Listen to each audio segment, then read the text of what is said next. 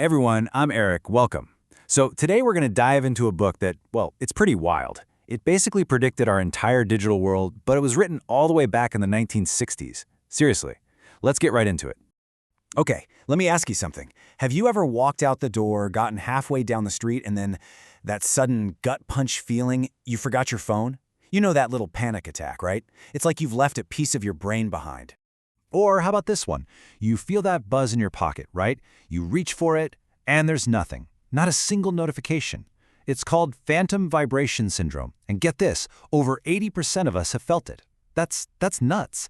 It's a perfect example of how wired these devices are to our actual nervous systems. And it really makes you wonder, doesn't it? We think we're in control, that we're using our phones, but what if the technology itself is actually using us to change how we think and feel? Well, that very question is at the heart of the work of a man who's been called the prophet of the digital age, a guy named Marshall McLuhan.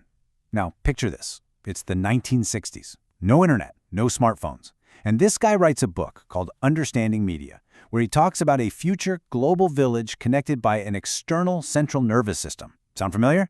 Yeah, it's almost spooky how right he was. Okay, so McLuhan's ideas can be a little heady, so I've broken down his massive work into 3 key takeaways for us today. We're going to talk about the medium as the message, hot versus cold media, and finally, this really fascinating idea called the price of extension. All right, let's jump into his most famous and maybe most confusing idea. The medium is the message. Now, I know what you're thinking. That sounds backward, right? Surely the message is, the actual content, the video, the article, whatever. The medium, like your phone or a TV, is just the pipe that delivers it. That's the logical way to see it, but McLuhan says, nope, you're missing the real story. So it's not that the content doesn't matter at all. Of course it does. But his big point was that we get so obsessed with the what, the specific show we're binging, the latest tweet from some celebrity, that we are totally blind to the much bigger, more profound change that the technology itself is causing in our lives and in our society. That massive shift in human behavior, that's the real message. His go-to example for this is perfect, the electric light bulb. Think about it. What's the content of a light bulb? It doesn't have any, right? It's just light. It's not telling you a story. But what's its message? Its message was the end of night as a barrier to human activity. Its message was the 24-hour work shift, the vibrant nightlife, the ability to read a book anytime you want. The light bulb, the medium, completely reshaped human civilization. That's a pretty big message. Let's bring this closer to home. Look at the printing press. Sure, its content was books, but its message was a total revolution in how we thought. It encouraged deep, linear, private thought. It fueled things like the Reformation and the Renaissance. It changed the very structure of the human mind. Now, fast forward to today, the internet. What's its message? It's not that cat video you just watched. The real deep message of the internet is a complete rewiring of our brains towards scattered, hyperlinked, non-linear thinking. The medium itself is changing the way we perceive the world. So if we accept that the medium is what really matters, how do we start to tell them apart? Well, McLuhan gave us a pretty neat tool for that. He split all media into 2 simple categories, hot and cold. And no, it has nothing to do with temperature. It's all about participation. Think of it this way. Hot media is like a lecture. It's high definition, it gives you everything, all the data is just blasted at you. You don't have to do much work. Think movies, radio, or printed book. You just sit back and absorb. Cold media, on the other hand, is more like a riddle. It's low definition, it gives you just enough information that you have to actively participate to fill in the blanks yourself. A telephone call is a great example. You have to supply the other half of the conversation. Or even a comic book where your brain fills in the action between the panels. Now this is where it gets a little tricky, and you have to remember the time he was writing in. McLuhan called television a cold medium, and today we'd probably say, no way, TV is the ultimate lean-back, hot experience. But think about TV in the 1960s.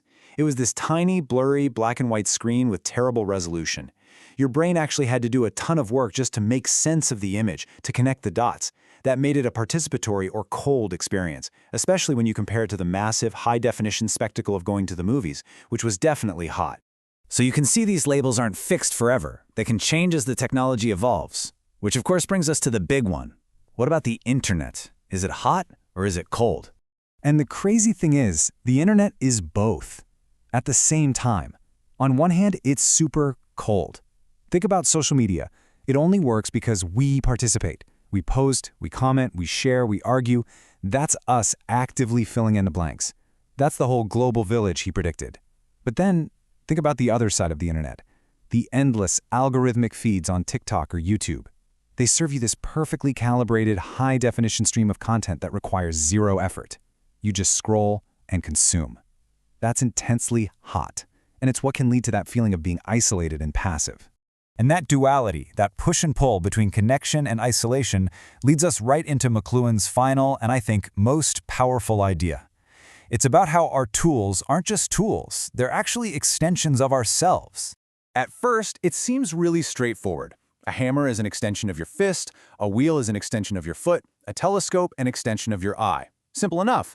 But McLuhan took it way further. He said that something like the internet, that's an extension of our entire central nervous system. These technologies aren't just objects we pick up and put down. They become, quite literally, external organs. But here's where the warning label comes in. He used the old Greek myth of Narcissus to explain the danger. Remember him, the guy who saw his own reflection in a pool of water and became so mesmerized, so in love with this extension of himself, that he just stared at it until he wasted away? McLuhan said that's exactly what we do with our tech. We get so entranced by these powerful extensions of our own abilities that we become numb. He called it narcissus narcosis, a kind of trance where we can't see what the technology is actually doing to us. And that numbness, that trance, leads to his most shocking and powerful statement of all. Get ready for it. Every extension is an amputation. What he meant was, every single time we use technology to extend one of our abilities, we are simultaneously cutting off or amputating another one. Just think about your day-to-day life. The car extends our legs, right? But it amputates our desire and even our ability to walk long distances. Your smartphone extends your memory. You don't need to know phone numbers anymore, but it's amputated our own internal memory. And GPS, it extends our sense of direction to anywhere on the planet, but it absolutely amputates our natural ability to build a mental map of our own city. We get the shiny new power, but we become numb to the skill we've just lost. So, what do? Is the answer to just smash our phones and live in the woods? No, not at all. McLuhan was never anti-technology. His whole point was that we need to wake up. We need to shake ourselves out of that narcissus narcosis and start being truly conscious of what these extensions are doing to us. And we can actually do this. Here are 3 practical steps. First, always try to see the real message. Look beyond the content and just ask yourself, how is this device, this platform, changing how I think and act? Second, balance your media diet. Don't just passively consume the hot algorithmic feeds. Make time for colder media that requires you to participate, to think, to create. And third, actively fight the amputation. You know the skills that are fading away? Practice them on purpose. Turn off the GPS and try to find your way. Memorize one phone number this week. It's like exercising a muscle you haven't used in a while. You know, in the end, McLuhan didn't leave us with a bunch of easy answers. He left us with better questions. And I want to leave you with the most important one he gave us. From now on, whenever you pick up your phone or get in your car or use any piece of tech, just pause for a second and ask yourself this. What is this medium extending in me? And at the very same time, what is it numbing? And what is it amputating? Just asking that simple question, that's the first step to taking back control. It's how we start mastering our tools instead of letting them master us.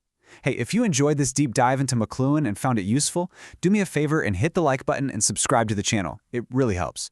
And if there's another big idea or a dense book you want us to break down like this, drop it in the comments below. We read all of them. Thanks so much for your time. I'm Eric, and I'll see you in the next one.